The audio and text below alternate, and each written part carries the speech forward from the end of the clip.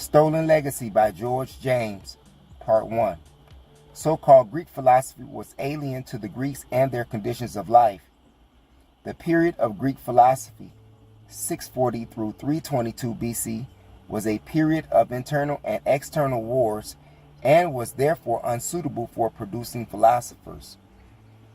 History supports the fact that from the time of Thales to the time of Aristotle, the Greeks were victims of internal disunion on one hand, while on the other they lived in constant fear of invasion from the Persians, who were a common enemy to the city-states. Consequently, when they were not fighting with one another, they found themselves busy fighting the Persians, who soon dominated them and became their masters.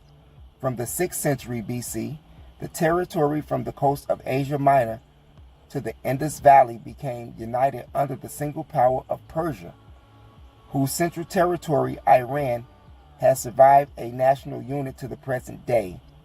Persian expansion was like a nightmare to the Greeks, who dreaded the Persians on the account of their invulnerable navy and organized themselves into leagues of confederacies in order to resist their enemy. There are three sources which throw light on the chaotic and troublesome conditions of this period in Greek history. A. The Persians' conquest. B. The leagues. And C. The Peloponnesian Wars.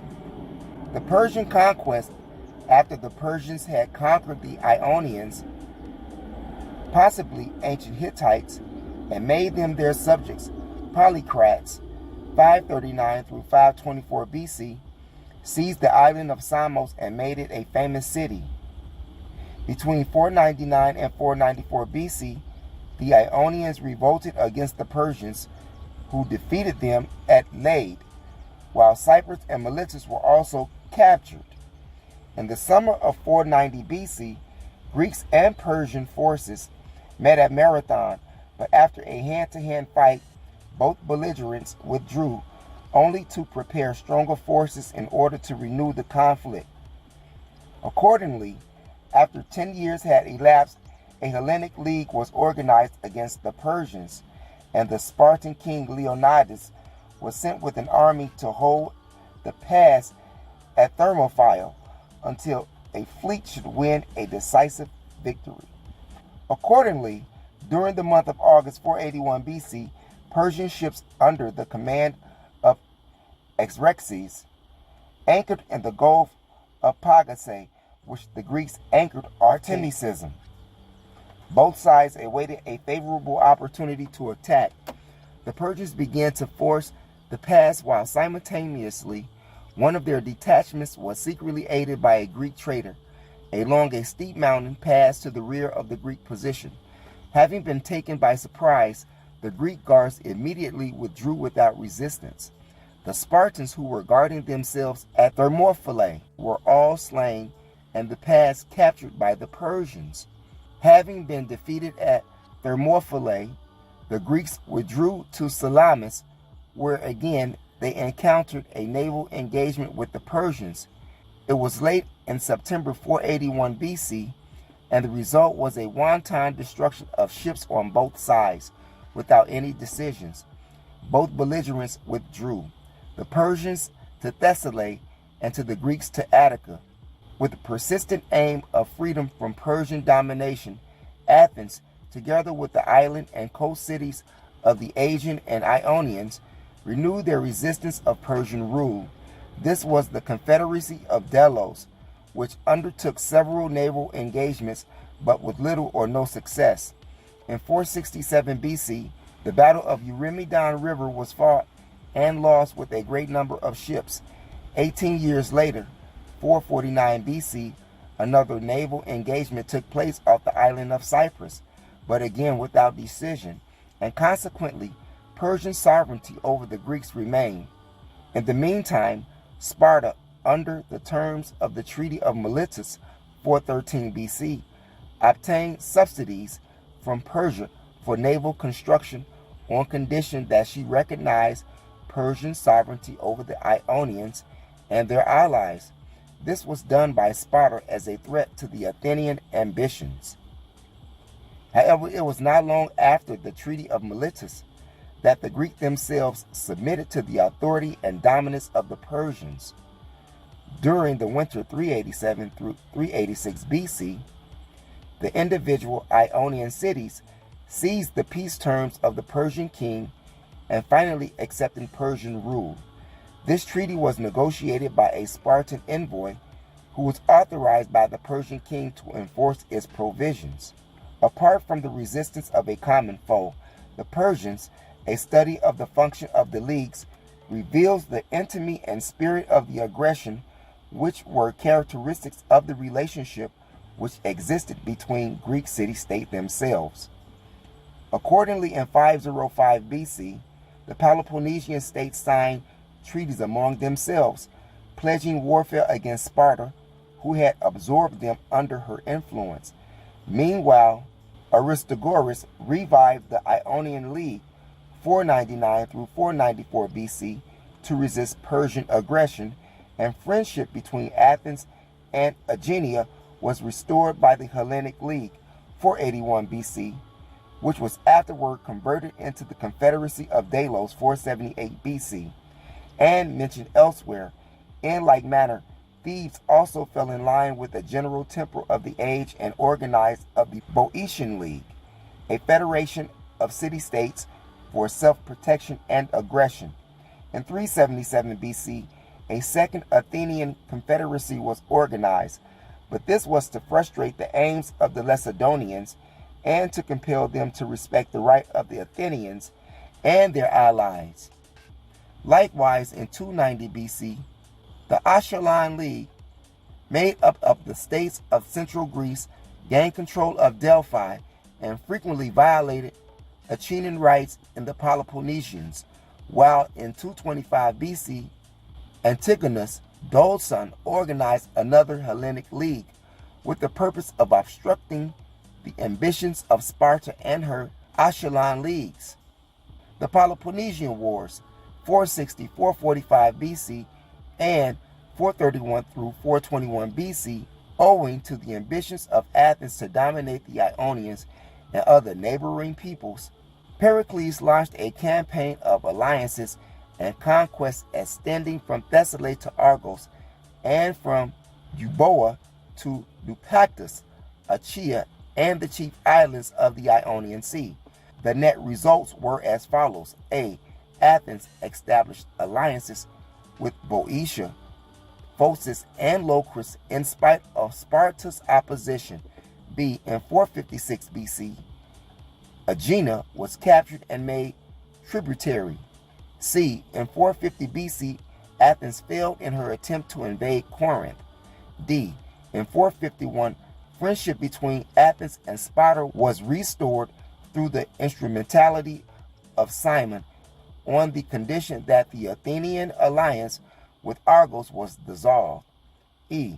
In 447 BC, the exiled oligarchs of Thebes defeated the Athenians at Cornea and re-established the Boeotian League under Theban leadership. F. In 445 BC, 30 years peace was signed, and after the revolt of Euboea and Megara, Sparta invaded Attica and Pericles sued for peace.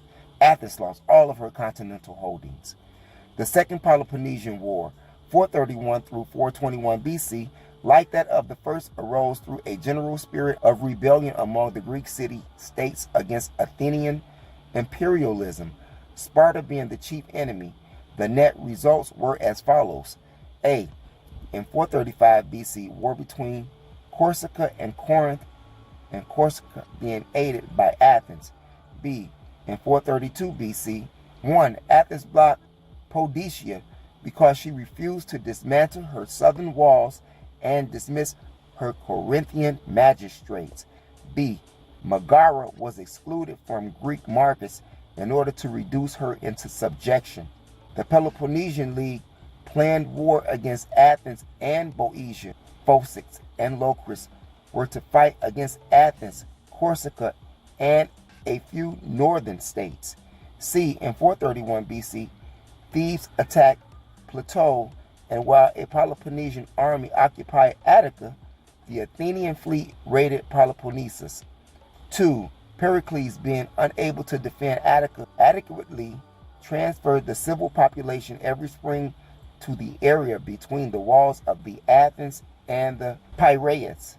In the meantime, the Athenian fleet operated against Podacia, the Peloponnesian coast, and Corinthian commerce.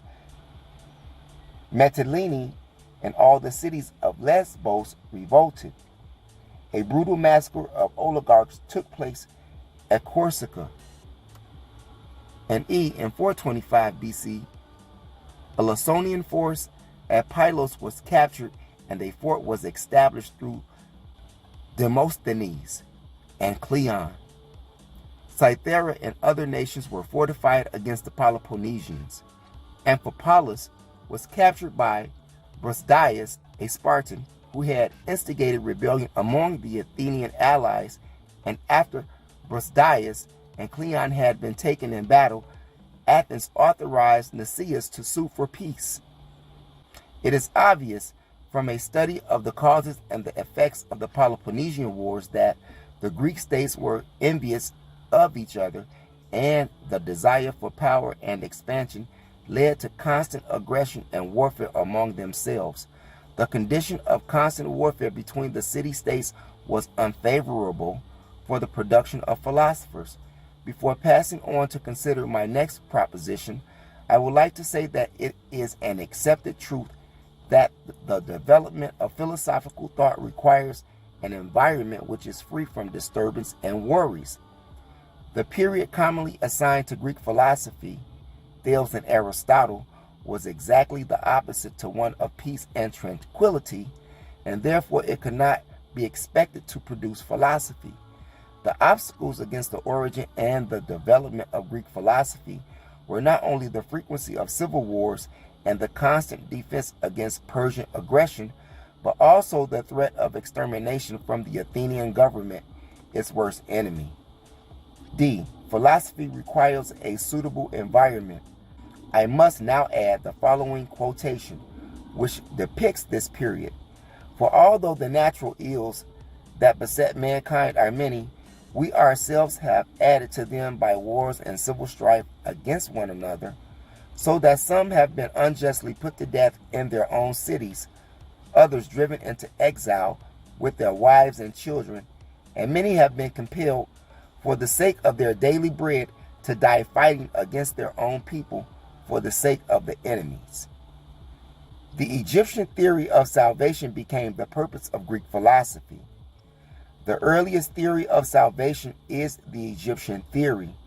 The Egyptian mystery system had as its most important object the deification of man, and taught that the soul of man, if liberated from his bodily fetters, could enable him to become godlike and see the gods in this life and attain the beatific vision and hold communion with the immortals. Plotinus defines this experience as the liberation of the mind from its finite consciousness when it becomes one and is identified with the infinite. This liberation was not only freedom of the soul from bodily impediments, but also from the will of reincarnation or rebirth. It involved a process or disciplines or purification, both for the body and the soul. Since the mystery system offered the salvation of the soul, it also placed great emphasis upon its immortality. The Egyptian mystery system, like the modern university, was the center of organized culture, and candidates entered it as the leading source of ancient culture. According to Pitschman, the Egyptian mysteries had three grades of students. 1. The mortals, probationary students who were being instructed but who had not yet experienced the inner vision. 2. The intelligence, those who had attained the inner vision and had received mind or nous. And 3. The creators or sons of light, who had become identified with or united with the light. For years, they underwent disciplinary intellectual exercises and bodily asceticism, and intervals of tests and ordeals to determine their fitness to proceed to the more serious solemn, and awful process of actual initiation. Their education consisted not only in the cultivation of the 10 virtues, which were made a condition to eternal happiness, but also of the 7 liberal arts which were intended to liberate the soul. There were also admission to the greater mysteries, where an esoteric philosophy was taught to those who had demonstrated their proficiency. Grammar, rhetoric, and logic were disciplines of moral nature by means of which the irrational tendencies of human beings were purged away, and he was trained to become a living witness of the divine logos. Geometry and arithmetic were sciences of transcendental space and numeration, the comprehension of which provided the key not only to the problems of one being, but also to those physical ones which are so baffling today, owing to our use of inductive methods. Astronomy dealt with the knowledge and distribution of latent forces in man and the destiny of individuals, races, and nations.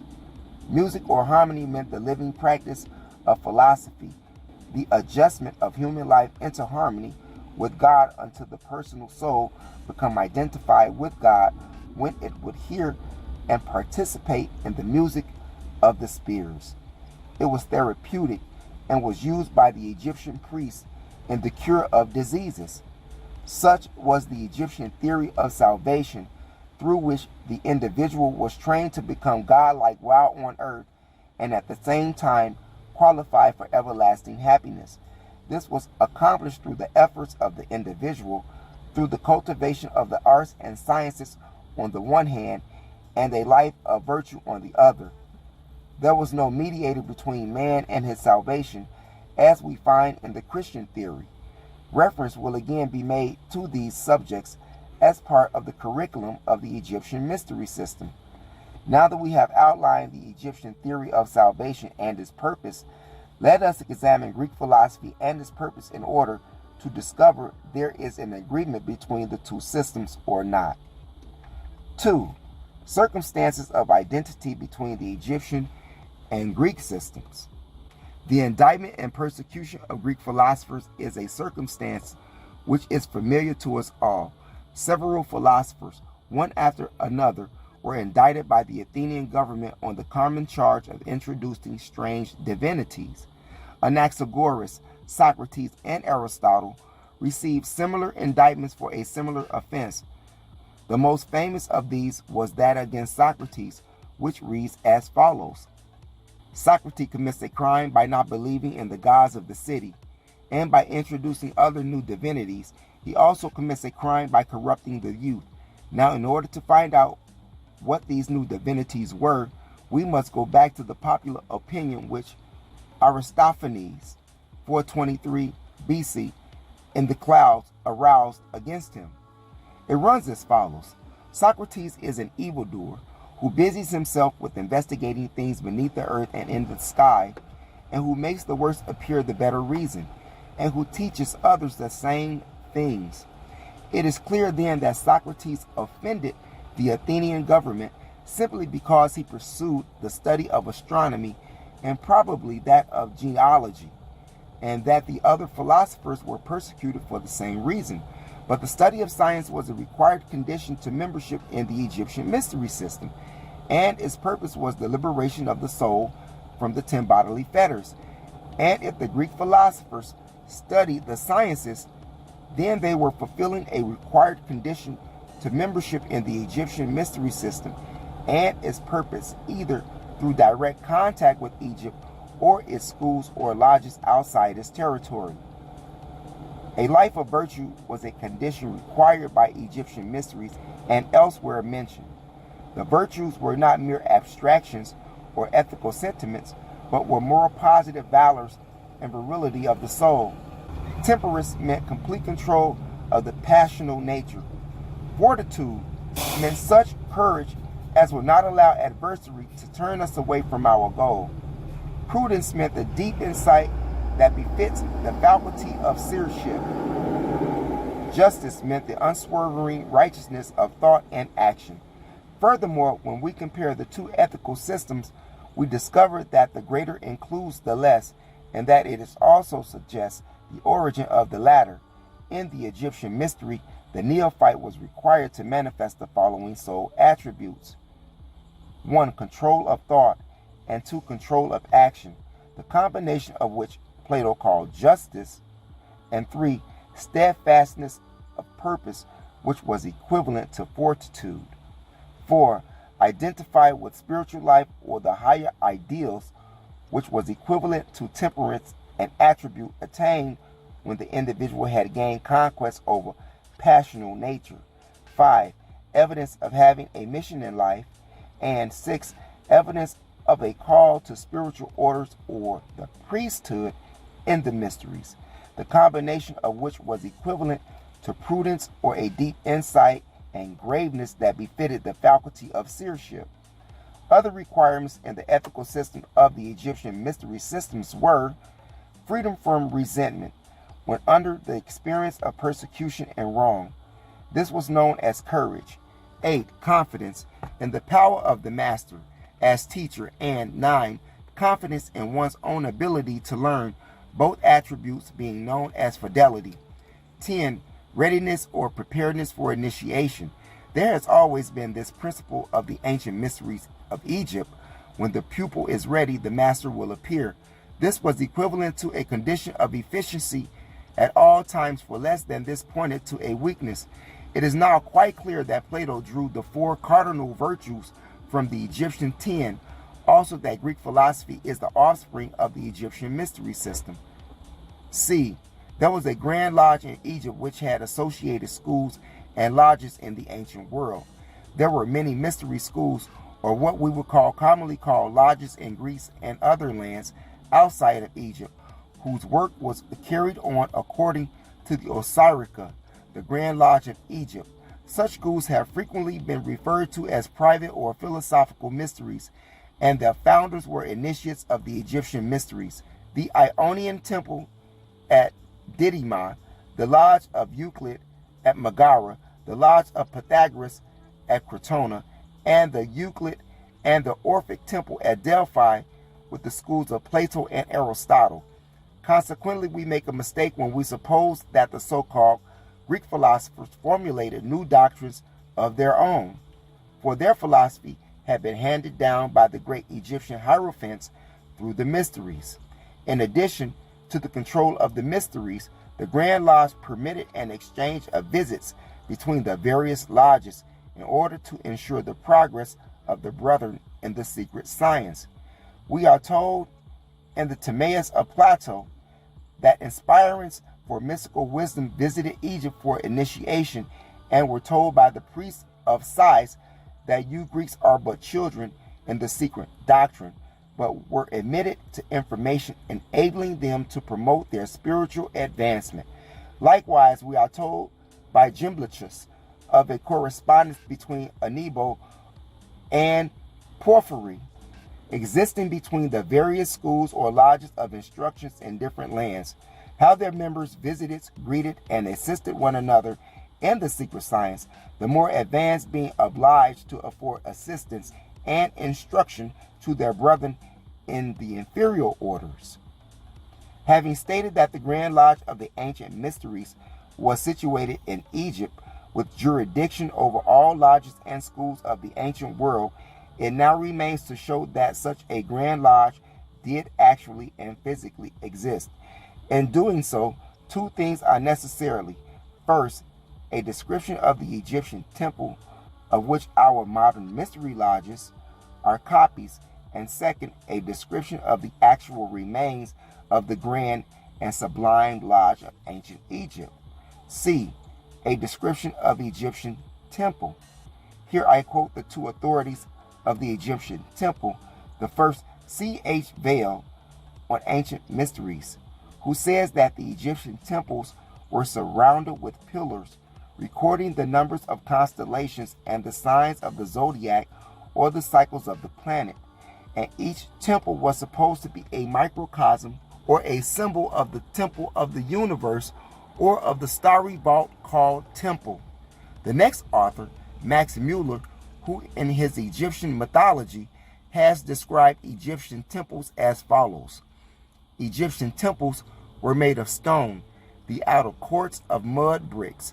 Wide roads led to the temples for the convenience of procession, while the immediate entrance was lined with statues consisting of sphinx and other animals.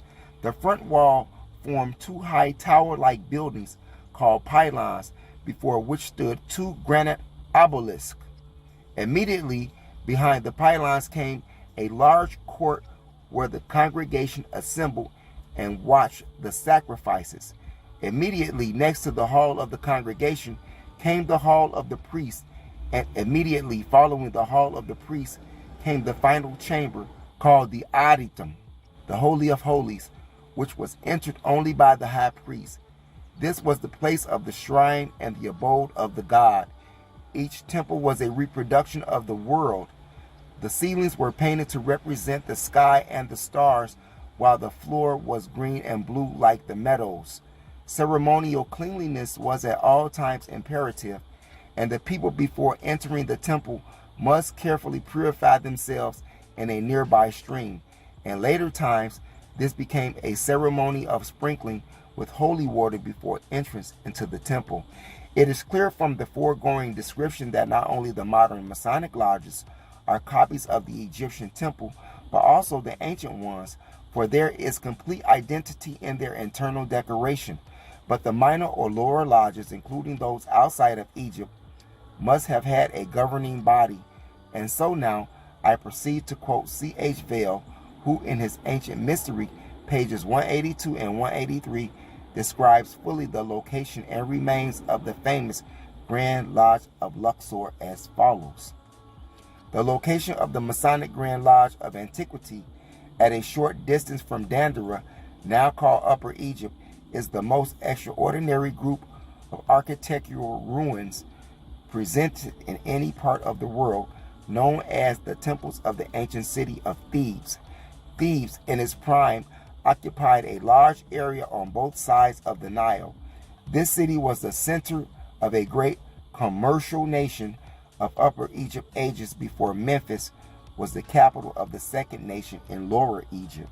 And however grand the architectural monuments of the latter may have been, those of the former that surpassed them, the portrayal by pencil or brush can convey but a faint idea of the perfected city.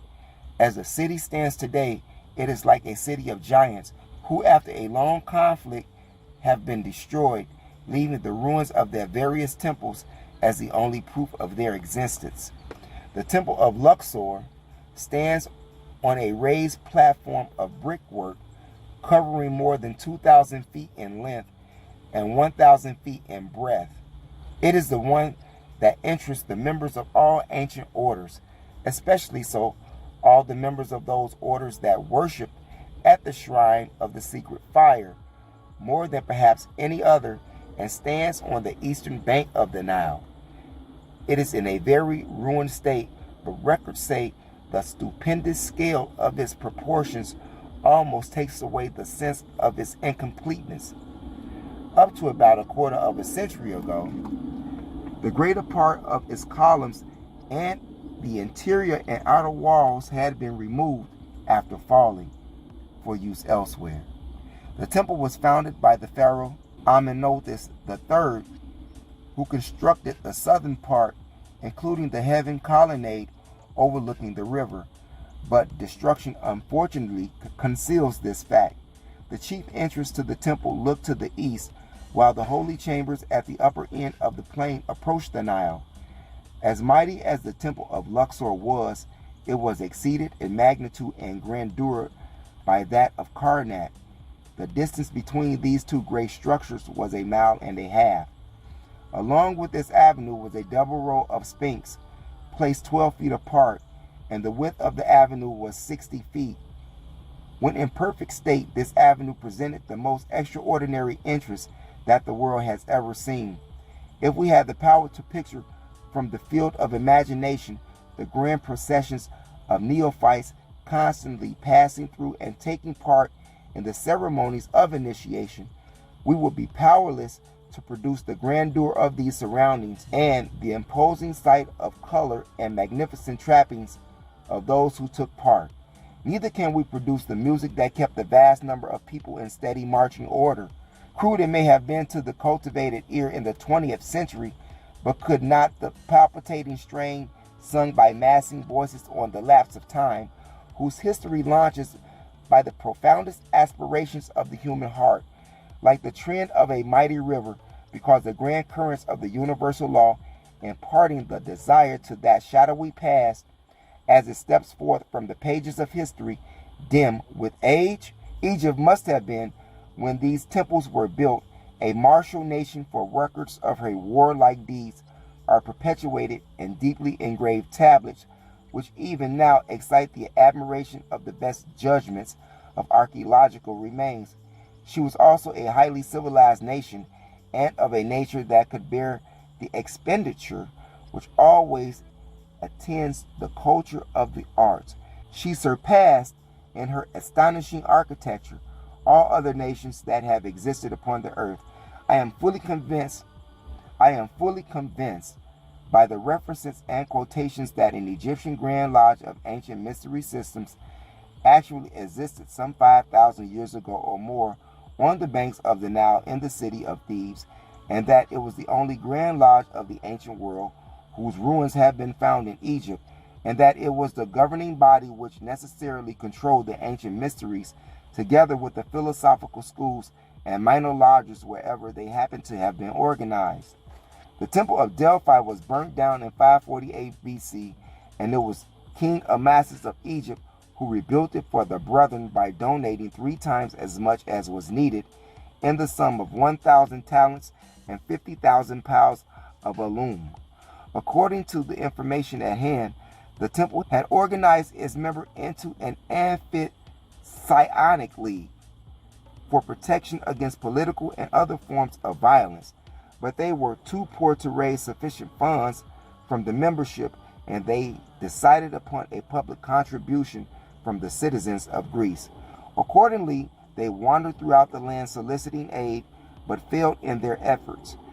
Having decided to visit the brethren in Egypt, they approached King Amasis, who as Grand Master unhesitatingly offered to rebuild the temple and donated more than 3 times as much as was needed for the purpose.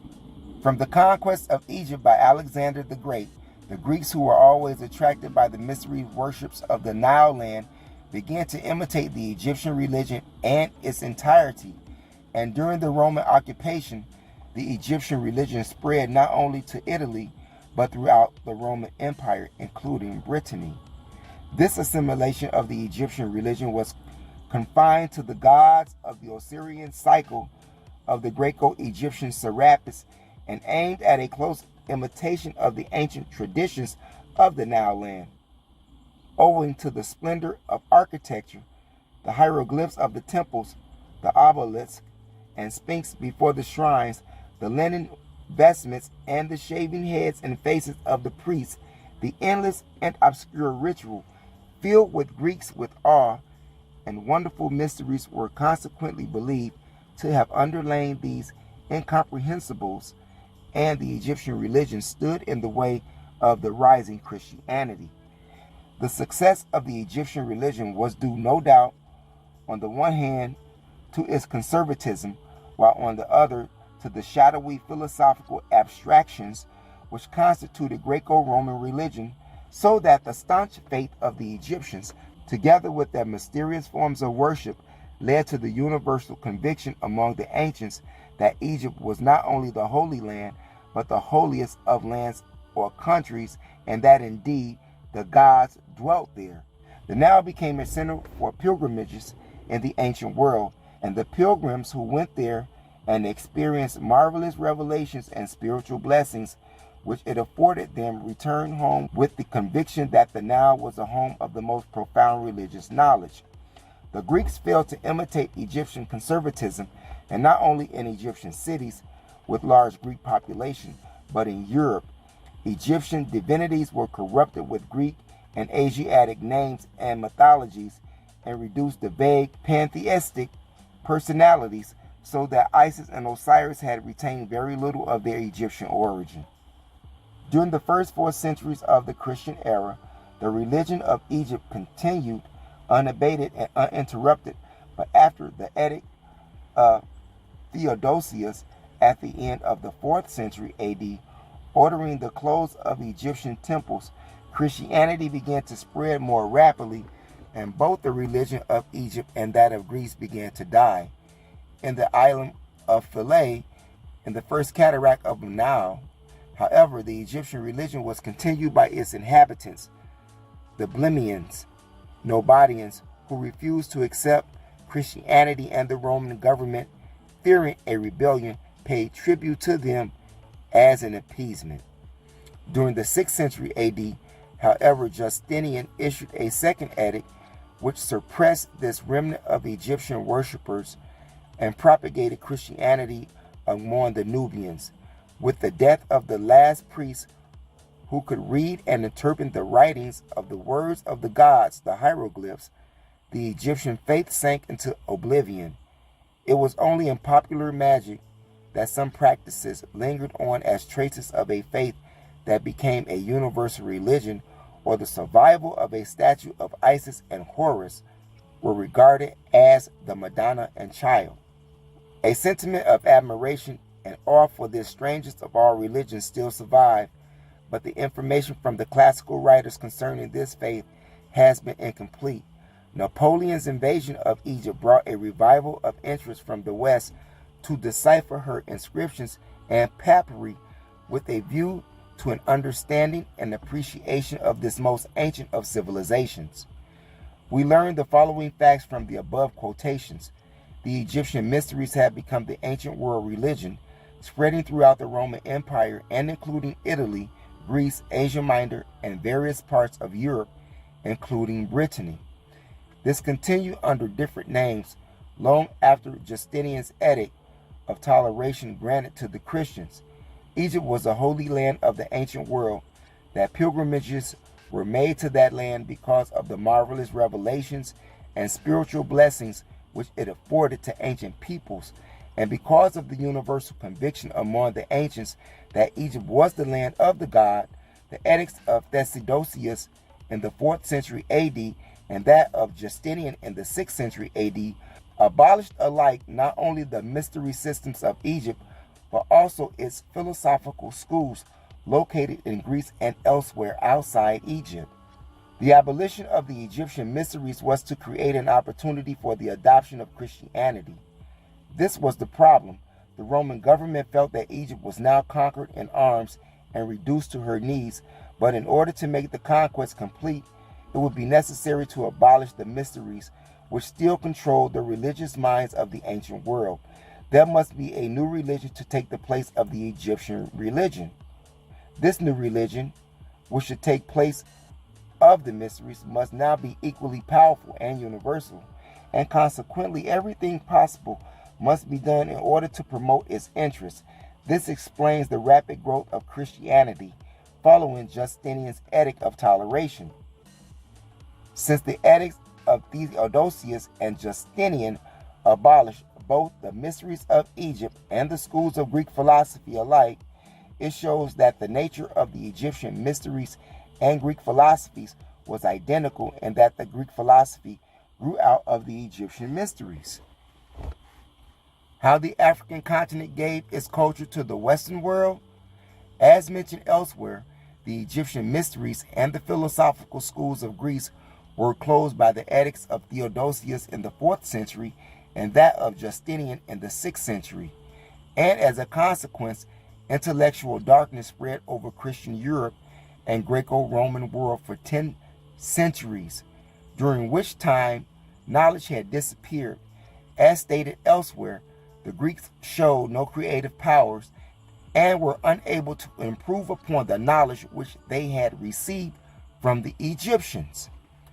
During the Persian, Greek, and Roman invasions, large numbers of Egyptians fled not only to the desert and mountain regions, but also to adjacent lands in Africa, Arabia, and Asia Minor, where they lived and secretly developed the teachings which belonged to their mystery systems. In the 8th century AD, the Moors, natives of Mauritania in North Africa, invaded Spain and took with them the Egyptian culture which they had preserved. Knowledge in the ancient days was centralized. It belonged to a common parent and system, the wisdom, teachings, or mysteries of Egypt, which the Greeks used to call Sophia. As such, the people of North Africa were the neighbors of the Egyptians and became the custodians of Egyptian culture, which they spread through considerable portions of Africa, Asia Minor, and Europe. During their occupation of Spain, the Moors displayed with considerable credit the grandeur of African culture and civilization. The schools and libraries which they established became famous throughout the medieval world. Science and learning were cultivated and taught. The schools of Cordova, Toledo, Seville, and Saragossa attained such celebrity that they, like their parents in Egypt, attracted students from all parts of the Western world, and from them arose the most famous African professors that the world has ever known in medicine, surgery, astronomy, and mathematics. But these people from North Africa did more than merely distinguish themselves in Spain. They were really the recognized custodians of African culture to whom the world looked for enlightenment. Consequently, through the medium of the ancient Arabic language, philosophy and various branches of science were disseminated. All the so-called works of Aristotle in metaphysics, moral philosophy, and natural science, translations by Leonardo Pisano in Arab mathematical sciences, translations by Guido, a monk of Arezzo, in musical notation. In addition, the Moors kept up constant contact with Mother Egypt, for they had established caliphates not only in Baghdad and Cordova, but also at Cairo in Egypt. Just here, it would be well to mention that all the great leaders of the great religions of antiquity were initiates of the Egyptian mystery system, from Moses, who was an Egyptian hieroglyph, down to Christ. It should also be an interest to know that European scientists like Roger Bacon, Johann Kepler, Copernicus, and others obtained their science through Arab or Berber sources. It is also noteworthy that through the Middle Ages, European knowledge of medicine came from the same sources. The effects of the Persian conquest: A. Immigration restrictions against the Greeks are removed and Egypt is thrown open to Greek research. Owing to the practice of piracy, in which the Ionians and Carians were active, the Egyptians were forced to make immigration laws restricting the immigration of the Greeks and punishing their infringement by capital punishment, the sacrifice of the victim. Before the time of Pasamitius, the Greeks were not allowed to go beyond the coast of Lower Egypt, but during his reign and that of Amasis, those conditions were modified. For the first time the Egyptian history, Ionians and Carians were employed as mercenaries. In the Egyptian army, 670 BC, interpretation was organized through a body of interpreters, and the Greeks began to gain useful information concerning the culture of the Egyptians. In addition to these changes, King Amasis removed the restrictions against the Greeks and permitted them to enter Egypt and settle in Naucratis. About the same time, the reign of Amasis, the Persians, through Cambyses, invaded Egypt, and the whole country was thrown open to the researches of Greeks. The Persian invasion did not only provide the Greeks with ample research, but stimulated the creation of prose history in Ionia. Heretofore, the Greeks had little or no accurate knowledge of Egyptian culture, but their contact with Egypt resulted in the genesis of their enlightenment. Students from Ionia and the islands of the Aegeans visited Egypt for their education. Just as in our modern countries like the United States, England, and France are attracting students from parts of all over the world on the account of their leadership and culture, so it was in the ancient times. Egypt was supreme in the leadership of civilization, and students from all parts flocked to that land, seeking admission into her mysteries or wisdom system. The immigration of Greeks to Egypt for the purpose of their education began as a result of the Persian invasion, 525 BC, and continued until the Greeks gained possession of that land and access to the royal library. Alexandria was converted into a Greek city, a center of research and the capital of the newly created Greek Empire under the rule of Ptolemies. Egyptian culture survived and flourished under the name and control of the Greeks until the edicts of Theodosius in the 4th century AD and that of Justinian in the 6th century AD, which closed the mystery temples and schools as elsewhere mentioned. Concerning the fact that Egypt was the greatest education center of the ancient world, which was also visited by the Greeks, references must again be made to Plato and the Timaeus, who tells us that Greek aspirants to wisdom visited Egypt for initiation, and that the priests of Sais used to refer to them as children in the mysteries.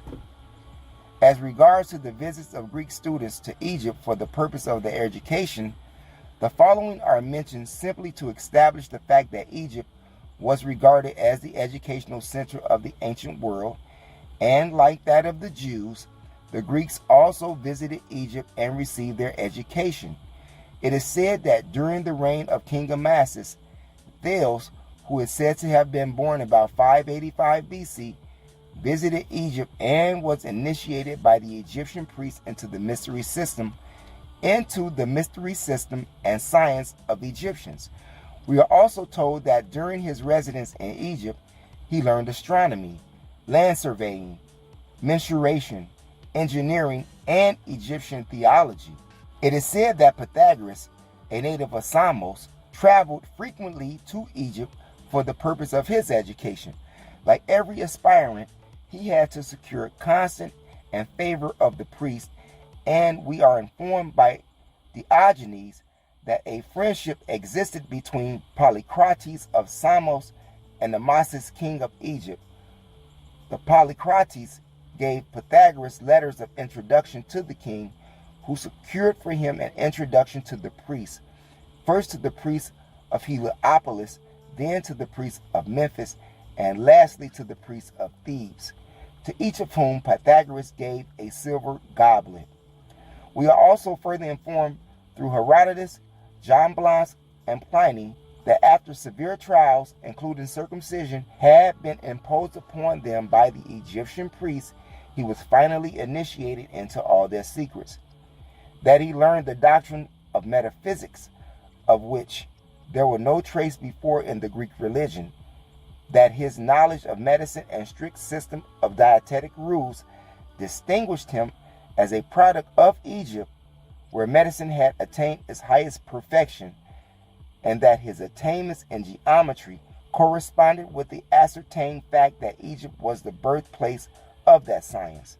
In addition, we have statements found from Plutarch, Demetrius, and Antisthenes that Pythagoras founded the science of mathematics among the Greeks, and that he sacrificed to the Muses when the priest explained to him the properties of the right-angled triangle.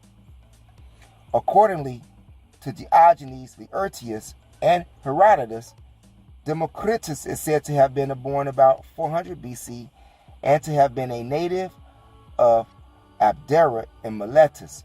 We are also told by Demetrius in his treatise on peoples of the same name, and by Antisthenes in his treatise on succession, that Democritus traveled to Egypt for the purpose of his education and received the instruction of the priests. We also learn from Diogenes that Herodotus had spent 5 years under the instruction of the Egyptian priests, and that after the completion of his education, he wrote a treatise on the sacred characters of Meroe.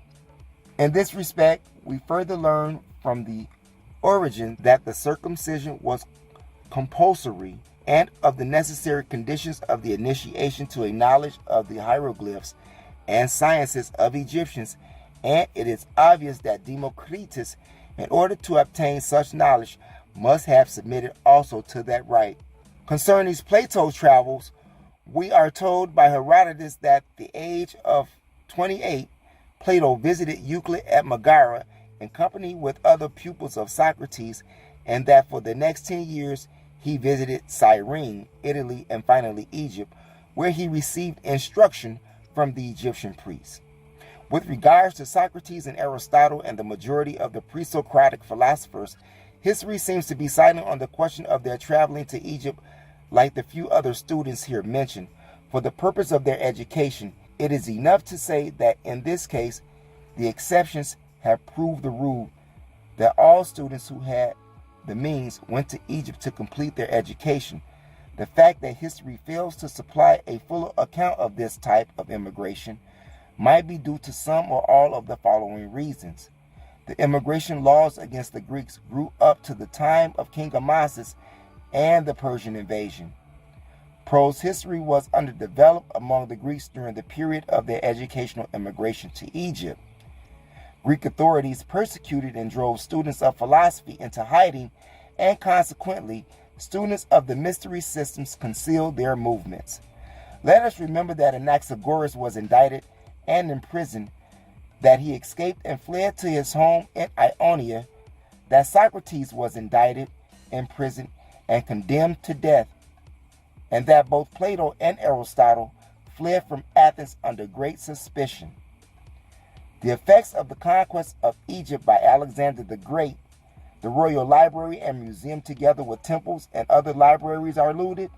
As elsewhere mentioned, it was an ancient custom of invading armies to loot libraries and temples in order to capture books and manuscripts which were regarded as great treasures. A few instances would be enough to verify this custom. We are informed that during the Persian invasion beginning with Cambyses, the temples of Egypt were not only stripped of their gold and silver, but rifled for their ancient records. Every Egyptian temple carried a secret library with secret manuscripts and books. We are also informed that when Athens was captured by the Romans in 84 BC, the library of books said to have belonged to Aristotle was captured and taken to Rome. Just as in the invasion of Egypt by the Persians, the invasion army stripped the temples of their gold, silver, and sacred books, and just as in the capture of Athens by the Romans, Sulla carried off the only library of books which he found, so it is to be expected of Alexander the Great in his invasion of Egypt. One of the first things that he and his companions and armies would do would be to search for the treasures of the land and capture them. These were kept in temples and libraries and consisted of gold and silver, out of which the gods' ceremonial vessels were made, and sacred books and manuscripts kept both in libraries and in the holies of temples. It is my firm belief that this indeed was the great opportunity which Alexander gave Aristotle and enabled him and his pupils to carry off as many books as they wanted from the Royal Library and to convert it into a research center. Apart from the Royal Library at Alexandria, there was also another famous library nearby, the Royal Library of Thebes, which was founded by Pharaoh Seti. The Manopatheon was completed by Ramses II, but little occurs in history about the greatest of the Egyptian royal libraries. However, any invading army would first loot the Royal Library of Alexandria, and then would turn their attention to the Menopatheon of Thebes. They will also visit the cities of Memphis and Heliopolis, and likewise loot their libraries and temples. This was the ancient custom, and certainly one of the ways in which the Greeks received their education from Egyptians. It is therefore an erroneous belief that the Greeks on Egyptian soil and through their own native ability set up a great university at Alexandria and turned out great scholars. On the other hand, since it is a well-known fact that Egypt was the land of temples and libraries, we can see how comparatively easy it was for the Greeks to strip other Egyptian libraries of their books in order to maintain Aristotle and his pupils. The Greeks, Alexander the Great, Aristotle's school, and succeeding Ptolemies converted the Royal Library of Alexandria into a research center by transferring Aristotle's school and pupils from Athens to this great Egyptian library, and therefore the students who studied there received instructions from Egyptian priests and teachers until they died out. The difficulty of language and interpretation made it imperative for the Greeks to use Egyptian teachers. But when we read a brief sketch of the magnificence of the Theban Royal Library, the Pantheon, we can see even a better picture and are bound to admit that Egypt was the storehouse of ancient culture and that the culture was preserved in the form of literature stored away in her great libraries and temples. Great as the Royal Library of Alexandria may have been, we see in the Theban Royal Library something far more magnificent and far more representative of the true greatness of our ancient Egypt. On the left of these steps leading to the second court, there is still seen the pedestal of the enormous granite statue of Ramesses, the largest that ever existed in Egypt, according to Diodorus. Its height has been calculated at 54 feet and its weight at 887.25 tons, a marvel to the modern mind. The interior face of the wall of the pylon represents the wall of Ramesses III. The osiri pillars of the second court are the monolithical figures, 16 cubits in height, supplying the place of the columns, and at the foot of the steps leading from the court to the next hall beyond, there were two sitting statues of the king. The head of one of these was of red granite, known by the name of young Memnon, and was taken away by Belzoni and is now a principal ornament of the British Museum. Beyond this are the remains of a hall 133 feet broad by 100 feet long, supported by 48 columns, 12 of which are 32 feet in height and 21 feet in circumference. On different parts of the columns and the walls are represented acts of homage by the king to the principal deities of the Theban pantheon and the gracious promises which they make him in return. The two chief divinities of Egypt invest him with the emblems of military and civil dominion. Beneath, the 23 sons of Ramesses appear in procession, bearing the emblems of their respective high offices in the state, their names being inscribed above them. 9 smaller apartments, 2 of them still preserved and supported by columns, lay beyond the hall. On the jambs of the first of these apartments are sculptured Thoth, the inventor of letters and the goddess of Soph, with the tide of Lady of Letters, and president of the Hall of Books, accompanied the former with an emblem of the sense of sight and the latter of hearing. There is no doubt that this is the sacred library which Diodorus describes as the inscribed dispensary of the mind. It had an astronomical ceiling in which the 12 Egyptian months are represented with an inscription from which important inferences have been drawn respecting the chronology of the reign of Ramses III.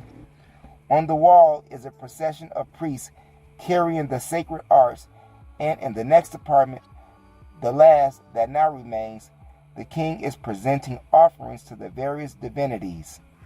The museum and library of Alexandria were so famous in ancient times that we wonder why more information concerning this center of learning has not come down to us.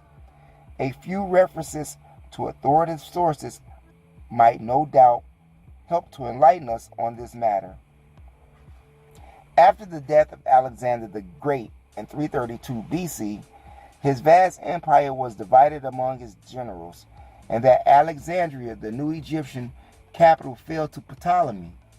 That the city, barely 10 years old, soon became the center of the learned world, and that by 300 BC, the museum was founded and became a veritable university of Greek learning. And this became a school of philosophers, mathematicians, and astronomers. Here for the next 700 years, science had its chief abiding place.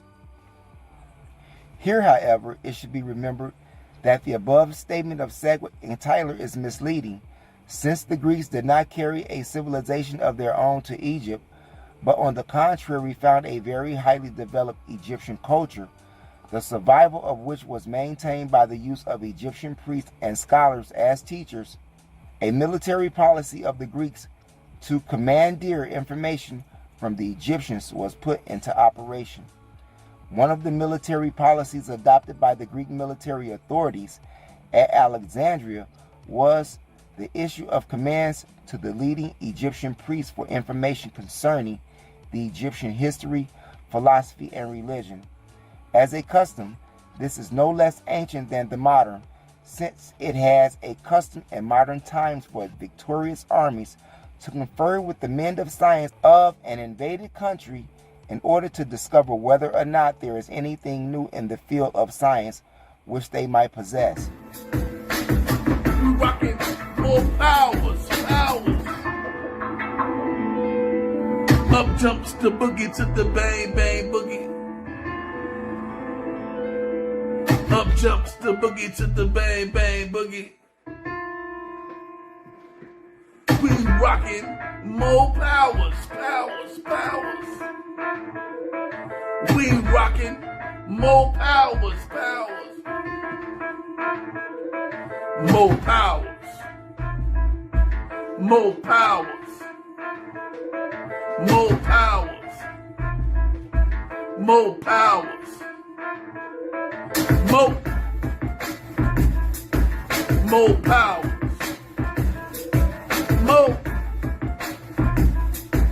More powers.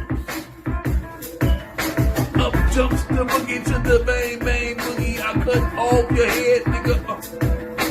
One time for your mind, this is what I said, nigga. You see red. More powers. More powers. More powers. More powers.